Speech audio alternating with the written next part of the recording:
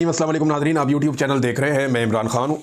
नाज़रीन, वादिया तीरा से बड़ी खौफनाक तस्वीर, वीडियोस और इतलात आ रही हैं। इसमें सिक्योरिटी फोर्सेस का अपना एक मौक़िफ़ है, लेकिन जो मकामी लोग बता रहे हैं या जो मकामी सियासतदान हैं वो बता रहे हैं, वो सूरत बड़ी खौफनाक है। हुआ ये है कि सिक्योरिटी फोर्सेस ने एक जगह पे शेलिंग और फायरिंग की थी। उसके नतीजे में एक छोटी बच्ची शहीद हो गई। इसे जो बताया जा रहा है, मकामी सोर्सेज कह रहे हैं कि इसको एक मार्टर का शेल लगा है। ये मार्टर का शेल जो है सिक्योरिटी फोर्सेज ही फायर करती हैं, किसी और के पास तो होता नहीं है। तो ये एक मार्टर का गोला फेंका गया था जिसमें ये बच्ची शहीद हो गई। कुछ लोग कह रहे हैं कि शायद गोली लगने से शहीद हुई, लेकिन इस बच्ची की शहादत के बाद बड़ा सख्त रिएक्शन आया पूरे इलाके में। लोग बहुत बड़ी तादाद में इकट्ठे हुए और सुबह पहुंच गए जहां पे ब्रिगेड हेडक्वार्टर है, जहां पे मिलिट्री हेडक्वार्टर है, वहां पे उसके बाहर आ गए और लोगों ने पुरअमन एहतजाज शुरू कर दिया, शोर मचा दिया। इसकी भी वीडियोस मौजूद हैं। कुछ वीडियोस में लोगों ने कुछ गाड़ियां रोकी थी, उनमें से एक गाड़ी से लोग पूछ रहे थे कि नीचे उतरो, देखो बच्ची को क्यों शहीद किया है, तुम किससे लड़ रहे हो, क्यों मार रहे हो। तो किसी ने उन्हें जवाब नहीं दिया। वहां से फिर सिक्योरिटी फोर्सेज निकल गई और फिर लोग इकट्ठे होकर एहतजाज करते हुए पहुंच गए मिलिट्री हेडक्वार्टर के बाहर तीरा में। और ये उसके बाद फायरिंग हुई और फायरिंग के नतीजे में मुख्तलिफ इतलात आ रही हैं। कुछ लोग 3 लोगों की जाँ बहक होने की बात कर रहे हैं, कुछ लोग 6 लोगों की, कुछ 8 और 9 लोगों की भी बात कर रहे हैं कि इतने लोग भी वहां पे शहीद हो गए हैं। अब शोहदा की एग्जैक्ट तादाद, क्योंकि ये इलाका ऐसा है, यहां से खबरें निकलती नहीं हैं और खबरें निकलने से एस्टेब्लिशमेंट बाद वक़्त रोक भी देती है। वो नहीं चाहते कि ज़्यादा नुकसान का पता चले। लेकिन अस्पताल से जो इतलात आई हैं उसके मुताबिक 8 अफराद कन्फर्म जो है वो ज़ख्मी अस्पताल में पहुंचे हैं, जिनमें से एक की हालत तशवीशनाक है। अब ये जो सिक्योरिटी फोर्सेज है उनका ये कहना है कि लोग आए थे एहतजाज करने के लिए और उनका बड़ा जायज़ एहतजाज था। जो सिक्योरिटी फोर्सेज का एक बयानिया मीडिया की जानिब से फैलाया गया या सिक्योरिटी ज़राए ने जो मीडिया को बताया, वो ये कहते हैं जनाब कि ये लोग बिल्कुल पुरअमन आए थे, एहतजाज करने आए थे, उनका हक था एहतजाज करना, लोग ठीक एहतजाज कर रहे थे क्योंकि बच्ची की शहादत हुई थी और इस पर जवाब तो सिक्योरिटी फोर्सेज को देना था। लेकिन इसके बाद अगली कहानी जो सिक्योरिटी ज़राए से आई वो ये आ गई कि इन लोगों के ऊपर खवारिज ने फायरिंग कर दी। सिक्योरिटी फोर्सेज ये कह रही है कि इनके ऊपर फायरिंग की है खवारिज ने, दहशतगर्दों ने फायरिंग कर दी है, हमने फायरिंग नहीं की। तो ये जो मौक़िफ़ उनका है उसके बाद मैं अब आपको रद्द-ए-अमल बताता हूं। जो पाकिस्तान तहरीक इंसाफ के वहां के वुज़रा हैं उनका रद्द-ए-अमल क्या है, जो मकामी एमपीएस है उनका रद्द-ए-अमल क्या है, ओवरऑल जो सियासतदान है उनका रद्द-ए-अमल क्या है, और उसके अलावा कुछ वीडियो सामने आ गई। ये जो वीडियो सामने आई ना, इन्होंने जो सिक्योरिटी फोर्सेज का बयानिया उसको उड़ा के रख दिया। फोर्सेज ने कहा जी कि हमने तो फौज ने गोली चलाई नहीं लोगों के ऊपर, लेकिन जब वीडियोज आई तो उसमें साफ देखा जा रहा है कि फौज सीधी गोलियां चला रही है और लोगों के ऊपर फायरिंग की जा रही है। अब इसमें अभी तक जितने भी बयानात आए हैं वो तमाम बयानात बड़ा क्लियरली ये बता रहे हैं कि जो भी किया ये सिक्योरिटी फोर्सेज ने किया। सुहेल अफरीदी सूबाई वजीर है, वो ये कहते हैं रियासत पर काबिज दरिंदे इंसानी इकदार भूल चुके हैं, मासूम लोगों को मारना इनका मामूल बन चुका है।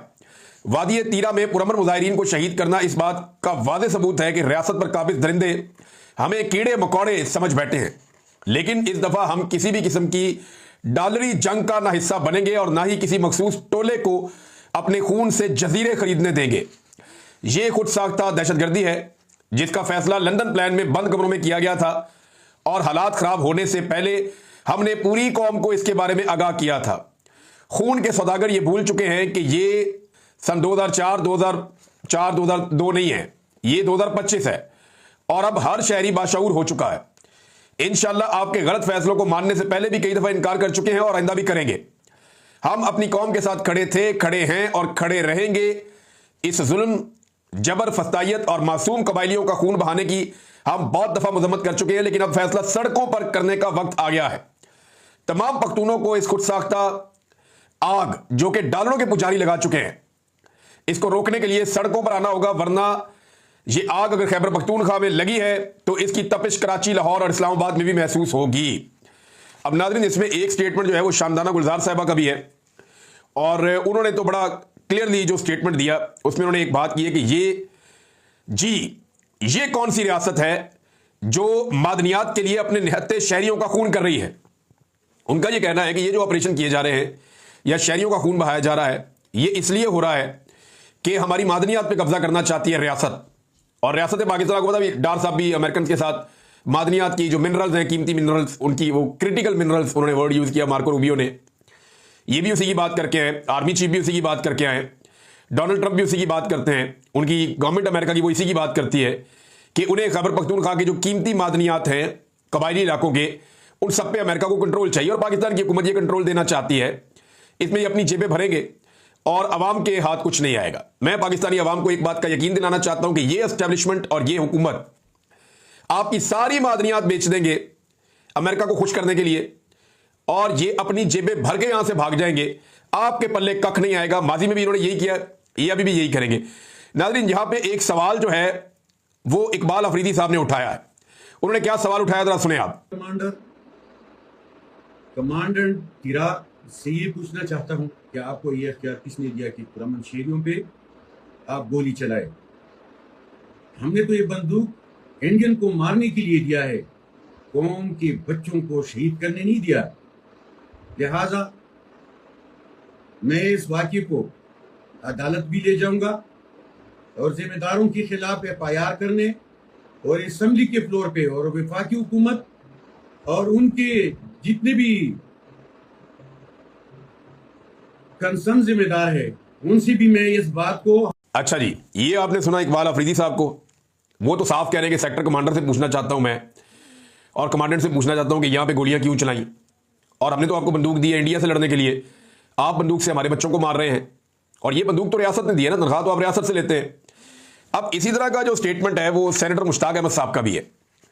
वो इस बारे में कहते हैं कि वादिया तीरा में जिला खैबर में सिक्योरिटी फोर्सेज की तरफ से फायर किया जाने वाला मार्टर गोले से एक बच्ची की शहादत के बाद इलाके के अवाम के पुरअमन एहतजाज पर सिक्योरिटी फोर्सेज की फायरिंग से 6 बेगुनाह सिविलियन मुजाहिरीन की शहादत की इतलात आ रही है।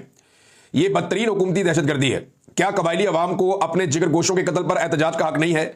क्या पुरअमन आईनी एहतजाज का जवाब सीधी फायरिंग और मुजाहिरीन का कत्ल है? इस्लामाबाद में भी यही हुआ था ना, सीधी फायरिंग कर दी थी अवाम के ऊपर। तीरा के मजलूम अवाम के साथ हूं मैं।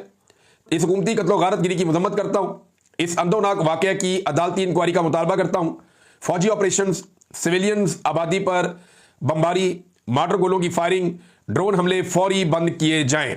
ये जनाब स्टेटमेंट है सेनेटर मुश्ताक अहमद साहब का। इसमें जो मोहसिन दावड़ है उन्होंने भी एक स्टेटमेंट दिया। इनका ताल्लुक पाकिस्तान तहरीक इंसाफ से नहीं, इनकी अलग जमात है, और इन्होंने भी बड़ी शदीद मजम्मत की है इसकी। और इस सारी चीज़ को इन्होंने कहा सिक्योरिटी फोर्सेज की मजम्मत करता हूं मैं कि उन्होंने फायर खोला या फायरिंग की सिविलियंस के ऊपर तीरा में। तो इन्होंने भी ये कहा कि ये सिविलियंस के ऊपर जो फायरिंग है ये सिक्योरिटी फोर्सेज ने की है। इनके अलावा और लोग भी यही कह रहे हैं कि ये जो फायरिंग हुई है सिविलियंस के ऊपर ये सिक्योरिटी फोर्सेज ने की है। वीडियोस भी आ चुकी हैं, बहुत सारी चीजें आ गई। अब कुछ चीजें क्लियर होगी। नंबर एक बच्ची शहीद की गई, पहले ये गलती। उसके बाद लोग पुरअमन एहतजाज कर रहे थे और इसका एतराफ खुद सिक्योरिटी दराए ने किया जी लोग पुरअमन थे और वो अपने हक के ऊपर एहतजाज कर रहे थे। फिर इन्होंने कहा दहशतगर्दों ने गोली चलाई, वीडियोज आ गई, पता चल गया दहशतगर्दों ने नहीं चलाई, गोलियां सिक्योरिटी फोर्सेज ने चलाई। और उसके बाद लोगों ने पथराव भी किया, लोगों ने पथराव किया। ये वीडियोस इसकी भी आ गई कि लोग भी पथराव कर रहे थे, लोग शदीद मुस्तरब थे, गुस्से में आ गए थे कि पहले बच्ची शहीद हो गई, अब फायरिंग की जा रही है। और फायरिंग के नतीजे में अभी तक इतलात मुख्तलिफ आ रही है। सबसे कम जो शहादतों की इतला है वो 3 की है और जो ज़्यादा से ज़्यादा है वो 8 की है कि 8 लोग शहीद हो गए हैं, लेकिन अभी तक कोई कंफर्मेशन नहीं है। इलाका ऐसा है, मैंने आपको पहले भी बताया। और जितने मकामी सियासतदान हैं, जो वहाँ के लोकल सियासतदान हैं, वो भी ये बता रहे हैं, अस्पताल जो लोग हैं वो भी ये बता रहे हैं कि सिक्योरिटी फोर्सेज ने फायरिंग की है। जो लोग जख्मी हैं वो खुद बता रहे हैं कि हमें गोली सिक्योरिटी फोर्सेज ने मारी है। तो अब सवाल ये पैदा होता है कि सिक्योरिटी फोर्सेज क्यों लोगों को गोलियां मार रही हैं? ये क्या नया शौक चढ़ गया है इन्हें? एक तो पश्तून को उसके पूरे इमेज को तबाह किया जा रहा है। जो अभी एक ड्रामा हम देख रहे थे कराची में यूनिवर्सिटी का, उसमें शलवार कमीज़ें पहना के पश्तूनों की तरह दाढ़ियां रख के वो शो करते हैं जैसे ये दहशतगर्द है सारे। आप पूरे एक कल्चर को दहशतगर्द करार देने के तुले हुए हैं और उनको मारते चले जा रहे हैं। क्या उनका खून का रंग कोई और है? क्या वो कीड़े मकोड़े हैं, वो इंसान नहीं है? क्या सिर्फ आपके हकूक है, उनके हकूक नहीं है?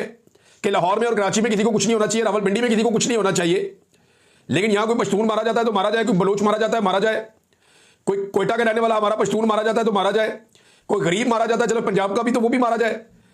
सिर्फ हक जो है वो पाकिस्तान में अशराफिया का है, यही इंसान है, अशरफुल मखलूकात सिर्फ ये है, बाकी सारे कीड़े मकोड़े हैं। ये नाज़रीन पाकिस्तान के साथ हो रहा है और पाकिस्तानियों के साथ लगातार किया जा रहा है। और जहां इन्होंने जाकर लड़ना है वहां लड़ने की इनमें सलाहियत ही नहीं है, वहां ये बात ही नहीं कर सकते, वहां इनका मुंह ही नहीं खुलता। मिसाल के तौर पे ये आप देखें स्टेटमेंट मोहसिन नकवी का, ये बदकिस्मती से पाकिस्तान का वजीर दाखिला है और इसका स्टेटमेंट देखें, ये एक एतराफ कर रहा है। एक्चुअली तो मैं इसको एक सरेंडर ही कहूंगा।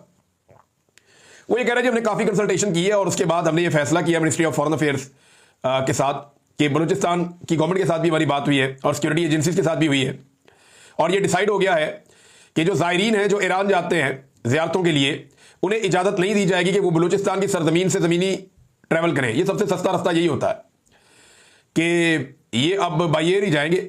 जो लोग कम पैसे देकर बाई रोड चले जाते थे वो अब नहीं जा सकेंगे। मोहसिन नकवी का जी फ्लाइटें बढ़ा देंगे, ये कर देंगे, वो कर देंगे, फैसिलिटेट करेंगे, लेकिन जो गरीब लोग बेचारे ज़ायरीन जाते थे वो अब नहीं जा पाएंगे। और ये एक बहुत बड़ा सरेंडर है मोहसिन नकवी का। मोहसिन नकवी की एक बात आपको याद दिलाऊं, ये वही मोहसिन नकवी है जो बहुत बड़े बड़े दावे किया करता था। इसी मोहसिन नकवी ने इन दहशतगर्दों के बारे में क्या कहा था, जरा ये सुने आप। कोई मसला नहीं है। मैं आपको ये भी बता दूं, अभी हम ये बात कर रहे थे ऑपरेशन की, किसी ऑपरेशन की कोई जरूरत नहीं है। ये एक एसएचओ की मार है और आप देखेंगे ये एक एसएचओ की मार रहेंगे इंशाल्लाह ताला। इनके लिए कोई लंबी चौड़ी हमें साइंस करने की जरूरत नहीं है। ये दहशतगर्द हैं और दहशतगर्दों का मुकाबला करना हमारी सिविल आर्म फोर्सेज भी जानती है, हमारी आर्म फोर्सेज भी जानती है, हमारी पुलिस भी जानती है और इनका बंदोबस्त होगा। ये जब जाफर एक्सप्रेस वाला इंसिडेंट हुआ तो हमने खतरे की निशानदेही की, पाकिस्तान की मीडिया ने बताया, क्योंकि ये नया आदमी है मोहसिन नकवी, इसको आइडिया ही कुछ नहीं है कि वजारत दाखिला कहते चलती है, सिर्फ आर्मी चीफ से ताल्लुक है, तो ये आके वजारत दाखिला पे भी बैठ गया और पीसीबी पे भी बैठ गया, ताल्लुकात का फायदा उठा रहा है और क्या है। तो अब ये जो मोहसिन नकवी है इसने दावा किया कि एक एसएचओ की मार है दहशतगर्द। अब वो एसएचओ किधर है जिसकी मार थे दहशतगर्द?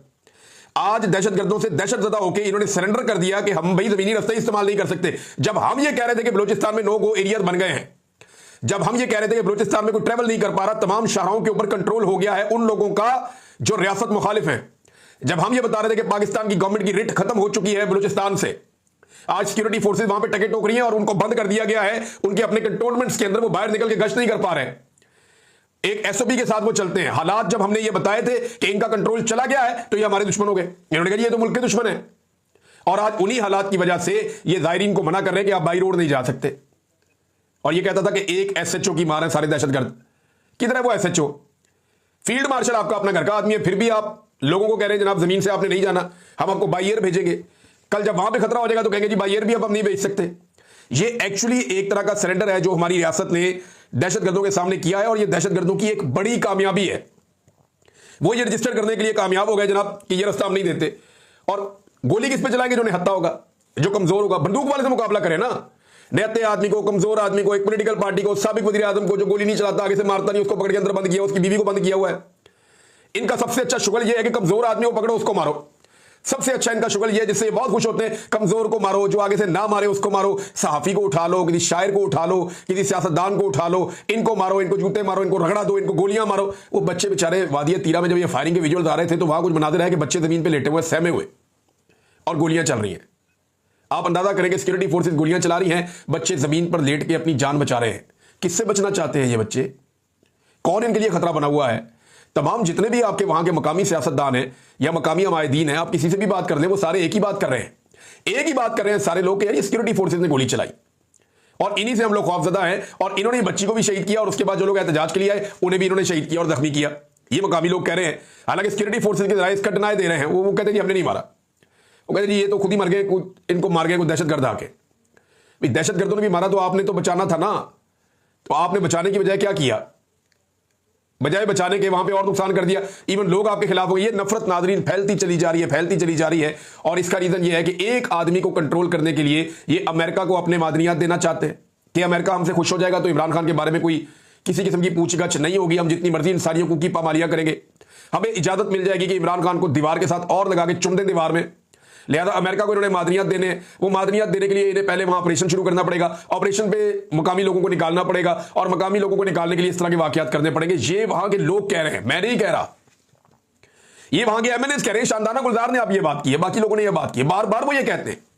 मुराद सईद ने इसके बारे में बात की और ये एक 27वीं आईनी तरमीम आने वाली है। मैंने आपको आज से चंद दिन पहले ये बात बताई थी और बाकी सहाफी भी कह रहे हैं, बल्कि इसकी तस्दीक की है बड़े अच्छे सहाफी है हमारे एजाज सैयद साहब, उन्होंने भी, कि फजलुर रहमान साहब बड़ा अहम रोल प्ले करने वाले हैं ये मादनियात अमेरिका को देने के हवाले से।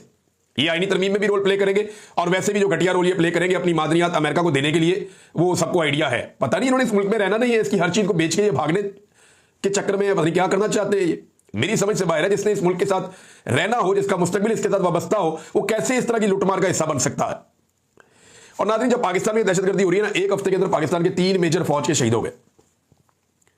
ये गुज़िश्ता चंद महीने जो है पाकिस्तान की फौज के लिए मुश्किल तरीन महीने दहशतगर्दी में लड़ाई के हवाले से। जब पाकिस्तान की फौज का मुश्किल तरीन वक्त है, जब लोग भी उनके खिलाफ हो गए, पाकिस्तानी जो है उनके अंदर और पाकिस्तान की फौज के बीच में खलीज पैदा हो गई है बदकिस्मती से, और वो मिलिट्री एस्टेब्लिशमेंट के फैसलों की वजह से हुई है। जब लोग अपने इलाकों में इनको ऑपरेशन करने से मना कर रहे हैं, जब फौजी लगातार शहीद हो रहे हैं, जवान शहीद हो रहे हैं, उस वक्त पाकिस्तानी फौज का जो सुप्रीम कमांडर है उसके शुगल चेक किए आपने? ये तस्वीर देखें आप, ये जनाब supreme commander of Pakistan forces Asif Ali Zardari, ये केक काट रहे अपनी सालगिरह का। अंदाजा करें आप, ये अपनी सालगिरह मना रहे हैं, जनाब वजीर दाखिला इनके साथ खड़े हैं और ये मुख्तलिफ लोग आप देख रहे हैं दाएं बाएं। सुप्रीम कमांडर पाकिस्तानी फोर्सेस का अपनी सालगिरह का जश्न मना रहा है उस वक्त, और लोगों को अंग्रेजी में गाने सुनवा रहा है, रॉक बैंड्स की परफॉर्मेंसेज हो रही है, अखबारों के अंदर अवाम के पैसे से बड़े बड़े पूरे पूरे सफे के इश्तिहारात इनकी सालगिरह की मुबारकबाद के लगाए जा रहे हैं। सिंध हुकूमत ने अवामी पैसे से पूरे पूरे सफे के इश्तिहारात छाप दिए इनकी सालगिरह के, ना कोई अदालत पूछने वाली है, ना कोई और पूछने वाला है, अपोजिशन को वैसी दीवार से चुन दिया इन्होंने। यह सब कुछ उस वक्त हो रहा है जिस वक्त क्या हो रहा है, जिस वक्त पाकिस्तान में फौजी शहीद हो रहे हैं और सुप्रीम कमांडर इंजॉय कर रहा है। ये जनाब इनकी प्रायोरिटीज है। एक चीज मैं आपके सामने और रखता हूं कि पाकिस्तान का ना असल मसला क्या है। हम इधर उधर भागते रहते हैं, मसले की जड़ की तरफ आना चाहिए और हमें पता करना चाहिए कि एक्चुअली हमसे गलती होती कहां पे। ये नाज़रीन, मैं आपको एक बंदा है, इसकी एक ऑडियो सुनाता हूं, और ये साहब जो हैं ये मियां अजहर शाद हैं और ये लाहौर चैम्बर से इनका ताल्लुक है, और इन्होंने क्लास ले ली है वफाकी हुकूमत की एक मीटिंग में, बजट के हवाले से और बाकी चीज़ों के हवाले से इनके तहफ़्फ़ुज़ात हैं। अब ये क्या कह रहे हैं, जरा पहले आप ये सुन लें।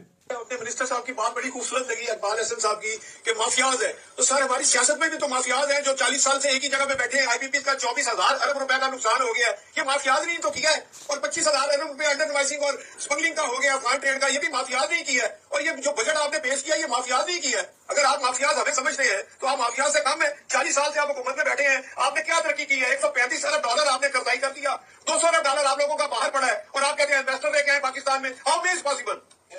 अच्छा जी, ये बंदा बात कर रहा है एहसन इकबाल से, ताकि एहसन इकबाल बोले हैं तो आगे से इनके जवाब जरा सुने आप। आपने कहा है माफियाज है, आपने खुद कहा है माफियाज है। मिनिस्टर साहब, गुफ्तगू ये है कि आपकी पॉलिसी स्टेबल नहीं है, आप पॉलिसी तो। अच्छा जी, ये आप बेइज्जती कर रहे हैं सियासतदानों की कि जनाब आप माफियाज हैं, हम माफियाज नहीं हैं, और ये और वो है। लेकिन देखें, पाकिस्तान में सियासतदानों की तो हुकूमत ही नहीं है, मईशत तो चला रही है पाकिस्तान की मिलिट्री एस्टेब्लिशमेंट, और फैसले तो वो कर रहे हैं, वजीर खजाना भी उनका अपना है, तो कंट्रोल तो सारा का सारा फील्ड मार्शल आसिम मुनीर साहब के पास है या मिलिट्री एस्टेब्लिशमेंट के पास है, सिंपल अल्फाज में आप कहें तो। उनसे जब ये मिलकर आते हैं तो तब इनकी जबान से किस तरह की शिरीनी टपक रही होती है, जरा वो भी आप जरा इन्हीं साहब का आप स्टेटमेंट सुने। ये जनाब एक सहाफ़ी हैं, उनके शो में ये क्या कह रहे थे, ये 2 दिन पहले जब ये आर्मी चीफ से मिलकर आए, फील्ड मार्शल से, ये सुने आप जरा उस वक्त का इनका स्टेटमेंट देखें आप। कैद मुहिब वतन फील्ड मार्शल साहब ने हमारी बात को तकरीबन 2.5 घंटे तक सुना, और जो मुलाकात 2 घंटे के लिए तय हुई थी वो 3.5 घंटे तक चली गई। खाना डिनर बहुत अच्छा दिया उन्होंने, मगर उन्होंने जिस दिलचस्पी से और अपने हाथों से और जिस तरह उन्होंने नोट्स लिखे थे, मैं सलूट करता हूं कि इस तरह काश हमारे पाकिस्तान के सियासतदान इनसे सबक हासिल करें और सीखें कि दुनिया में तरक्की करने के लिए सिपासलार कहाँ कहाँ जाएंगे। फील्ड मार्शल साहब ने जिस मोहब्बत से हम सब कारोबारी लोगों को इज्जत और एहतराम का रिश्ता दिया है, ये सदियों बाद ऐसी मुलाकातें होती हैं जिसमें उन्होंने हर सेक्टर को फर्दन हर सेक्टर के प्रॉब्लम को जाती प्रॉब्लम समझा। सदियों बाद ऐसी मुलाकातें होती हैं जिनका कोई ताल्लुक नहीं मईशत से, ना जिन्होंने मईशत पढ़ी है, ना उनको मईशत की समझ है, और उन्हीं के फैसलों की वजह से, मिलिट्री एस्टेब्लिशमेंट के फैसलों से आज पाकिस्तान की मईशत खड़ी नहीं हो पा रही। सारे मुल्कों की खड़ी होगी मईशत, हमारी नहीं खड़ी हो रही। वजह यह है ना कि मिलिट्री एस्टेब्लिशमेंट फैसले करती है, जो लोग बेचारे मईशत को समझने वाले उन्हें फैसले करने नहीं दिए जाते। उधर तारीफें, जिसके हाथ में डंडा उसकी तारीफें ही तारीफें, ये बंदा वही है। और जो बेचारे डंडे वालों ने लाके बैठाए हुए हैं, उनको ये भी डंडा लेके पड़ गया। सियासतदानों को यह बात समझनी होगी कि वो टके टोकरी हो चुके हैं, उनकी इज्जत खाक में मिल चुकी है। आज एक फौजी के हाथ में डंडा है तो पूरा पाकिस्तान का हर तबका उसी को सलाम कर रहा है। ब्यूरोक्रेसी, पुलिस, ताजर, बड़े बड़े बिजनेसमैन, जागीरदार सारे उनके कंट्रोल में हैं, और सियासतदान की इज्जत टके की नहीं रही। और वजह पता क्या है? वजह यह है कि जब वोट को इज्जत दो का नारा लगाने वालों ने बूट को इज्जत दे दी तो फिर यही होना था, और आज वो आपको नजर आ रहा है। अब तक के लिए इतना ही, अपना ख्याल